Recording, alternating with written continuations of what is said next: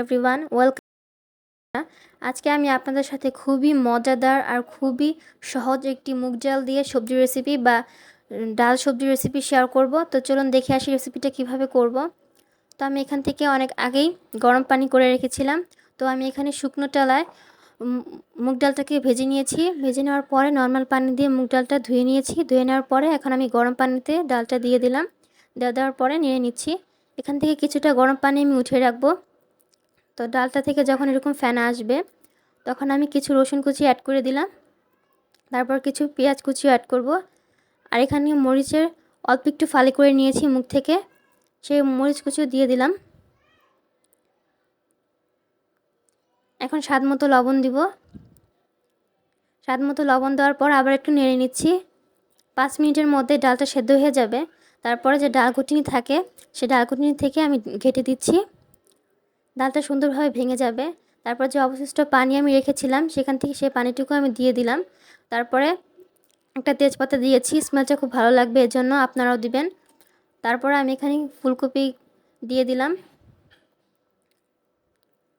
ফুলকপি দেওয়ার পরে সিম দিয়ে দিলাম, গোটা সিম এখানে। আর লাউ শাকের ডাঁটা দিয়েছি, আপনারা এগুলো দিবেন, তাহলে খুবই ভালো লাগবে খেতে। এখন নেড়ে দিচ্ছি। এখন এই সবজিগুলো সেদ্ধ করে নিতে হবে। এখন আমি এখানে গুঁড়ো মশলা অ্যাড করব। তো প্রথমে আমি হলুদ গুঁড়ো দিয়ে দিলাম। এখন ধনিয়া গুঁড়ো দিয়েছি। আর এখন জিরা বাটা দিব। এগুলো দেওয়ার পরে আবার একটু নেড়ে নিতে হবে।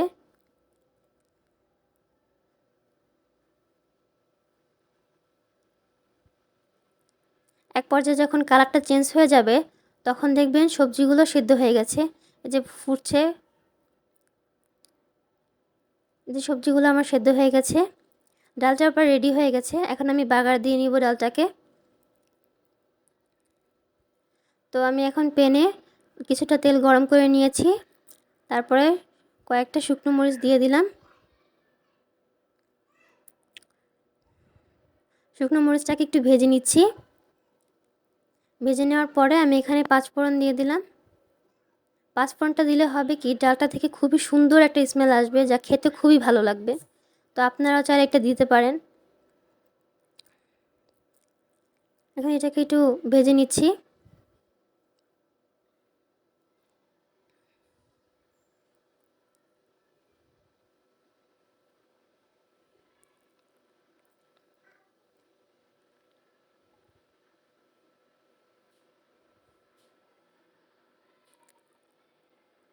এটা প্রায় আমার ভাজা হয়ে গেছে। এখন আমি ডালের উপরে দিয়ে দিব।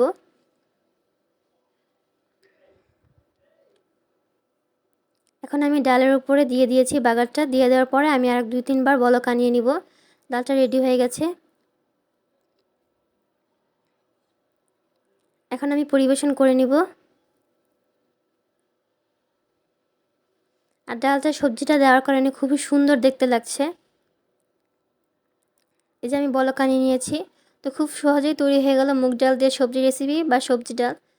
তো আপনারা বাড়িতে এভাবে ট্রাই করবেন। তো আমার ভিডিওটি ভালো লাগলে অবশ্যই একটা লাইক দিবেন। আর যারা এখনও আমার চ্যানেলটি সাবস্ক্রাইব করেননি অবশ্যই চ্যানেলটিকে সাবস্ক্রাইব করে দিবেন।